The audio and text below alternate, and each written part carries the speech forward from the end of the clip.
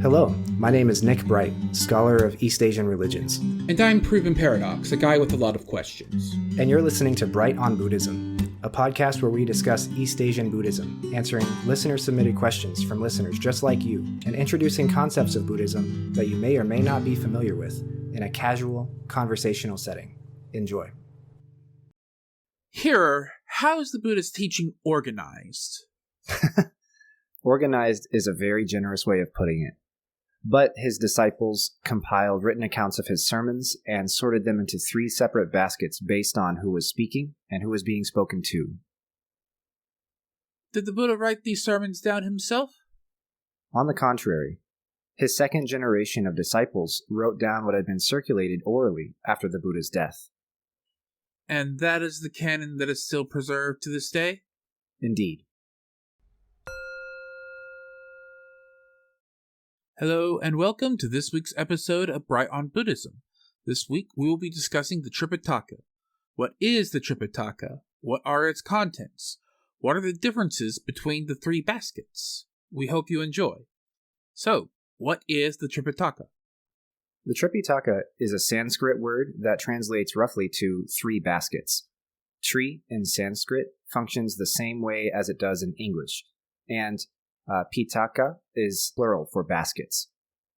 This refers to the 3 types of discourses given by the Buddha during his life.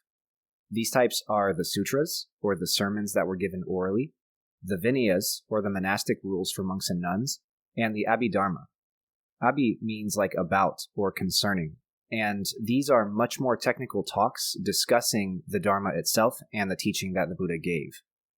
Together, these 3 baskets make up a huge portion of the modern Buddhist canon and the core of the earliest Buddhist canon. We should note that this 3-basket division is a fairly recent iteration of this collection of discourses. The 3 baskets have a long and complicated history that starts all right about after the death of the historical Buddha Shakyamuni. After he died, the sermons he gave were allegedly rehearsed and recited orally by the Buddha's cousin and record-keeper Ananda during the meeting of the First Buddhist Council. This meeting was among his top disciples, especially his first-generation disciples, and its purpose was to make sure all the teachings in the sermons were accounted for and were correct, and also which ones were to be included and which ones were to not be included, and also, of course, their purpose was to decide where the Sangha ought to go forward now that the Buddha had just recently passed on. These rehearsals and recitations continued to be transmitted orally until eventually being written down in the 1st century BCE, after at least the 2nd or 3rd Buddhist council. You should see that there is a complication here. The historical Buddha is said to have died in about 480 BCE, and these sermons were all first written down, according to our extant oldest texts, during the 1st century BCE. During this intervening period, sermons that were composed after the death of the Buddha, and yet still attributed to him, continued to be composed. Additionally, the sermons and recitations were modified and curated by those who were keeping them alive in the oral tradition. That means that when things started to actually be written down in earnest on palm leaves, which is how these are preserved today, there were several versions of the collection of the Buddha's discourses, some collections larger than others, and all of them with, at best, dubious historicity and authorship. That is to say that when relying on human memory, it's impossible to conceive that exactly what the Buddha said was perfectly preserved over the course of 400 years between his saying it and his disciples writing it down. That being the case, each of the early Buddhist schools, or the Nikaya schools, had a version of their own Tripitaka, which came to have a wider definition than the literal 3 baskets, and came to actually mean the complete canon or collection of scriptures. For example, the Chinese Buddhist canon, which contains Mahayana texts, is also called the Tripitaka for Chinese Buddhism. These collections would frequently have stark differences that were related to the doctrines of these individual Nikaya schools, as well as to the 400-year telephone game that took place between the Buddha's death and the authorship of these texts. Imagine if we had to preserve Shakespeare's plays orally, and there was no written account of them until we decided to write them down now, with the assistance of top Shakespearean actors of the modern era. These actors would likely have made edits and changes to the plays due to misremembering, but also due to directorial and production changes that they might have thought were appropriate or necessary, Thus, the plays that we write down today actually might be quite distant and different from what Shakespeare himself recited 400 years ago. Combine this with the fact that the Buddha said exponentially more stuff than Shakespeare ever wrote, and you can see the roots of canonical conflict between different schools of Buddhism starting to show up here. Over the course of this history, we have developed the modern Tripitaka, which constitutes the complete polycanon of Theravada Buddhism, and does not account for ritual texts or for historical texts for individual temples and schools, and other things that are adjacent to the canon but are still used in Buddhist practice. What are its contents? The Sutta Pitaka, or the collection of sermons of the Buddha, is sorted into 5 main collections. These are also called Nikayas. These 5 are the Digha Nikaya, or the 34 long discourses, the Majjhima Nikaya, the 152 middle-length discourses, the Samyutta Nikaya, the connected discourses, of which there are between 3,000 and 7,000, the Anguttara Nikaya, the numerical discourses. There are actually around 10,000 of these. The Khuddaka Nikaya, these are called the minor collection, and this is actually a heterogeneous mix of sermons, doctrines, and poetry attributed to the Buddha and to his disciples, and constitutes kind of like a miscellaneous category. We've actually read sutras for this show that come from the Digha, Majjhima, and Samyutta Nikayas. For example, the Mahasatipatthana Sutta, the Mahaparinibbana Sutta, both come from the Digha Nikaya, whereas the Dhammacakkappavattana Sutta, or the first sermon, is in the Samyutta Nikaya.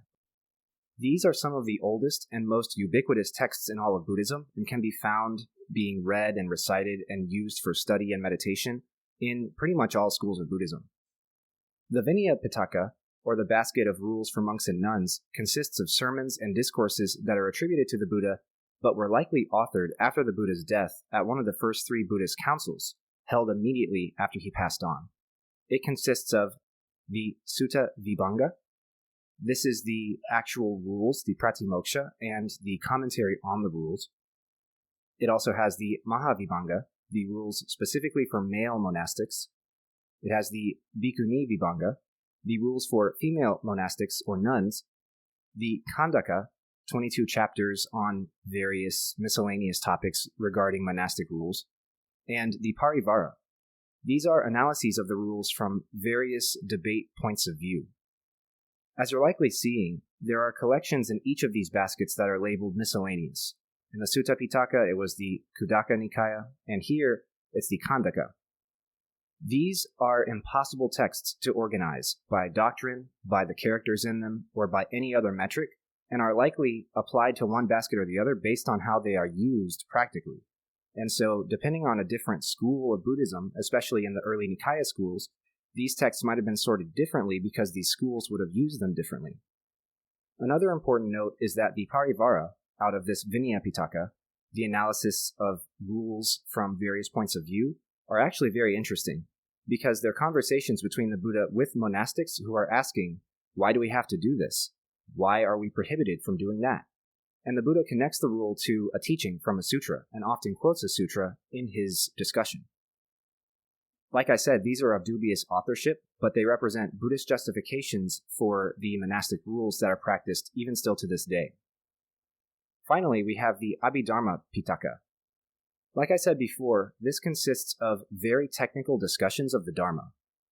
These are very high-minded texts which are often very difficult to interpret, and there's a whole tradition of commentary on just this body of literature. The Abhidharma consists of 7 books. They are the Dhammasangani, the summary of the Dharma, which constitutes a manual of ethics for monks, the Vibhanga, or the division or classification, which is discussions of various topics of doctrine, the Dhatu Kata, or the discussion of elements, which are discussions of the same types of doctrines relating to earthly elements and kind of how reality is put together, the Pugala Panatti, designation of person, which lists characteristics of people on the path of enlightenment at different stages, the Katavatu, points of controversy, which contains these doctrinal debates that are going on between Brahmanical traditions and between and among the Sangha. It also has the Yamaka, or the pairs, dealing with questions of ontology or the identity of things. And it also has the Patana, activations or causes, which are philosophical discourses dealing with causal connection according to dependent origination and according to the ontology that's established in the previous book, and so on and so forth. These are some of the most complex and analytical texts in all of Indian philosophy. These are simultaneously commentary and sermon, philosophy and doctrine, and technical instructions, as well as narrative discourses. What are the differences between the three baskets? These three baskets differ in the audience that they were meant for, the ways in which they were meant to be used, and their relative importance to the progression on the path of enlightenment according to each school that makes use of them. Each different school of Buddhism within each of the three major branches we have talked about all have their own version and usage of the Tripitaka. Some schools rely very heavily on the Abhidharma text, and they think that these texts are the highest teachings and the highest doctrines ever given by the Buddha, even if they may be of dubious authorship and historicity. Many of them also rely on the Sutta Pitaka. In the Western imagination, that's what most Buddhists really rely on, and I would say that more Mahayana Buddhists and more Mahayana Buddhist monastics rely heavily on the Sutta Pitaka more so than on the Vinaya or the Abhidharma. The Vinaya texts are also very important in a ubiquitous way among all three branches because they constitute rules for the monastics in the Theravada branch, in the Mahayana branch, and the Vajrayana branch. But I should say also that there are different versions of these sets of rules in each school and branch of Buddhism. We've said before that Buddhism is the largest producer of sacred words in the entire world by a very long way. And this discussion of the Tripitaka and all of the different versions of it should drive that point home. To start with, there are tons and tons of versions of the original texts, the texts that were written down after 2 generations of the Buddha's disciples had decided to meet in their 2 councils and compile these texts. So that just means that we have a lot of text to begin with, but then it gets more complicated. If you stick in one language, like Pali or Sanskrit, then you might find many different collections of texts, each with different versions of text within them. That means that the contents of these collections are different, and that means that even if the contents are the same, maybe the version is different. There's different grammar, there's different story points, there's different characters listed, and there's different stuff going on, even if they say, this is the Flower Garland Sutra, or this is the first sermon on the Four Noble Truths. Even still, those versions can differ among themselves. Then, once you move out into another language, like Chinese or Japanese, you start to have several translations of one text, and then you have texts added to the collection that were apocryphal or authored in a whole other language in a whole other time period, and then attributed to the Buddha later.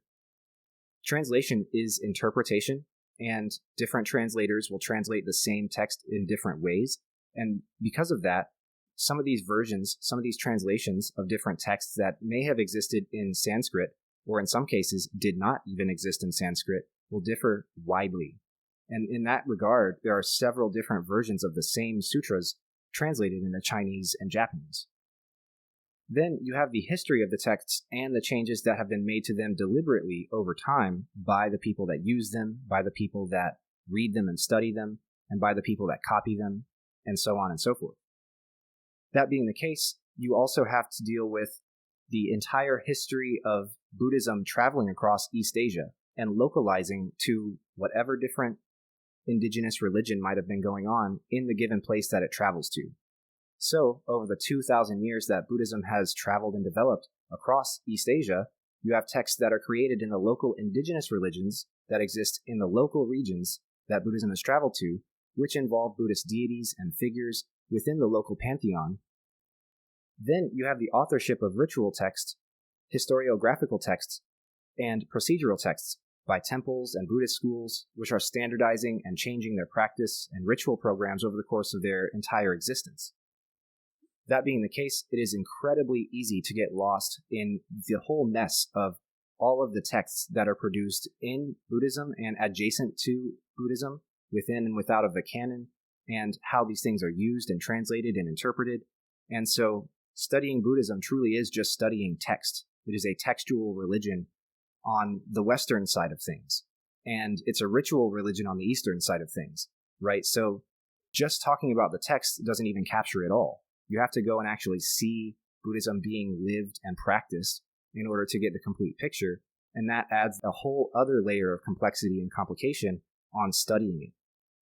That's why Buddhist studies people, they often leave the field if they don't feel that this is something that they want to do as a field of scholarship, and they go and do something like medicine, right? Because they don't have to remember as much stuff. They don't have to deal with as much different interpretations and translations and versions of all of the texts that they read, and they don't have to keep all that in mind while they're doing their studies. We hope you enjoyed this week's discussion of the Tripitaka. Join us next week where we discuss the Four Noble Truths in depth. What are the Four Noble Truths? What is their role in the doctrine? How have understandings of them changed over time? We hope to see you there. Thank you for listening. See you next time. Thank you for listening. My name is Nick Bright, scholar of East Asian religions and the voice of Hearer. And I'm Docs, editor, question asker, and voice of Hermit. And this has been Bright on Buddhism. Thank you for listening. If you like our podcast, or if you have a question you'd like us to discuss, we'd love to hear from you. Please consider leaving a comment or review, subscribing, or joining us on social media. Email us at bright.on.buddhism@gmail.com or tweet us at brightbuddhism. As always, citations and resources for this episode can be found in the show notes. Thank you.